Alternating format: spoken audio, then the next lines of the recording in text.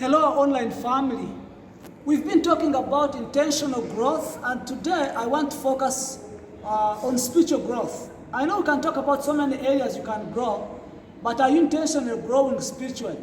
I know there are also many disciplines we can do as a Christian to grow spiritually, but I thought about one of the disciplines that I've done before, but I think it's one of the important disciplines that can help you grow spiritually. It's one of the intentional activity or intentional discipline or intentional program that you can put in whatever you're doing so that you can grow. And I have called it a prayer retreat. Have you heard the word called prayer retreat?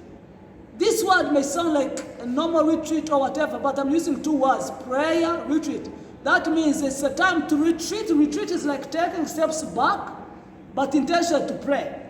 Have you had a moment where you pause in your busy schedule and retreat a bit to go and pray and spend some time with the Father? Have you been in a busy year, in a busy month, and you create a discipline saying, even if it doesn't matter if I'm busy, I'm doing what? I'm going to pause in the middle and spend some time with the Lord. I think the enemy also knows. People know one of the things you want to compete with. They compete with time and space. Place and time. If you want to grow intentionally, you're going to learn to have a place and time where you meet God. And I want to read one verse, and then we can just go together. It says this, Mark chapter 1, verse 35.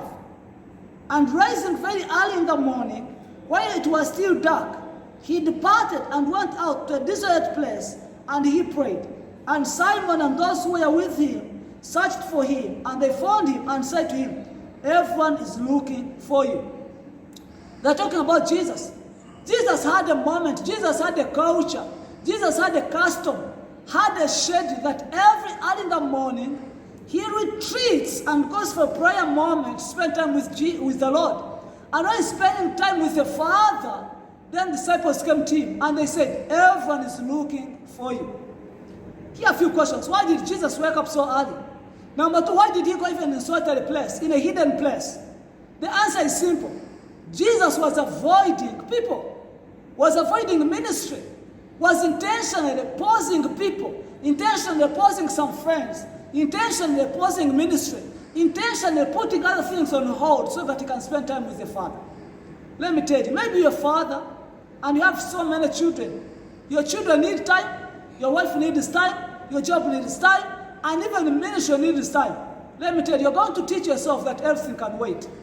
You need to create a moment in your busy schedule, maybe a weekly schedule, maybe a monthly schedule, maybe annual schedule, maybe it can even be a daily schedule, where you spend some time in a particular place, a quiet place, a place that has no noise, a place that is not congested, a place where you don't have interruptions, and you spend time in the presence of God. Let me tell you, when I got saved, they used to tell us to close our eyes while you're praying. Of course, now I know. I didn't know what it meant. But as you continue to go, they tell you can even pray while you're watching. I have seen so many American friends, not only Americans, but so many other Christian friends who pray while they're watching.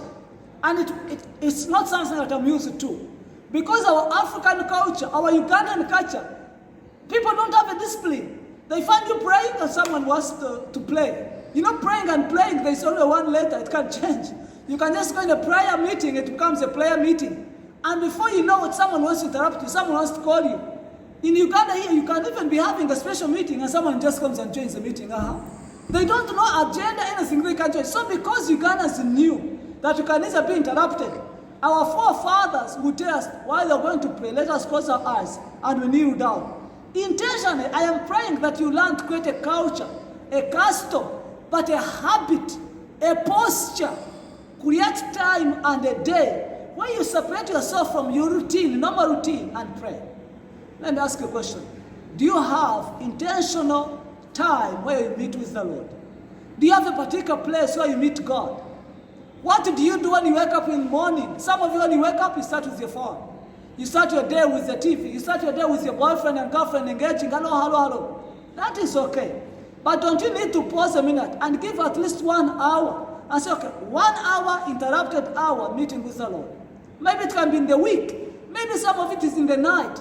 Maybe some of it is monthly. But whichever way, I am praying that you teach yourself a culture of retreating. Let's take some minutes, some time back and stay behind and pray and hear God. Maybe I've been engaged in so many conversations. People are talking to you, your leaders are talking to you, people are complaining about you and you are not changing. And somehow you start complaining, but why do they want this? Why do they want this? You think people don't love you, people complain about you. But sometimes you need to pull back and reflect and ask God, is this the will of God? Is this a right relationship?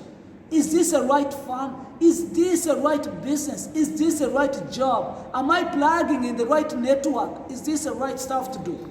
Prayer retreat will help you spend time with the Lord, but also will help you to reflect. I am praying that you can have a personal time with the Lord.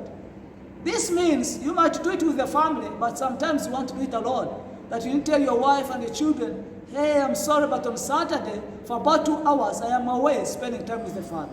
Let me tell you, if you become a good Christian, you will end up becoming a good pastor. Ministry can occupy you, someone can occupy you, and you don't have time. People, everyone is looking for you. That's what they told you. Everyone is looking for you. The congregation is looking for you. Leaders are looking for you. Your family is looking for you. Your children is looking for you. But even when they're looking for you, you need to pause and say, yes, I know you're looking for me, but I think God also is looking for me. I am praying that you teach yourself a habit of spending time with the Lord, and you'll grow.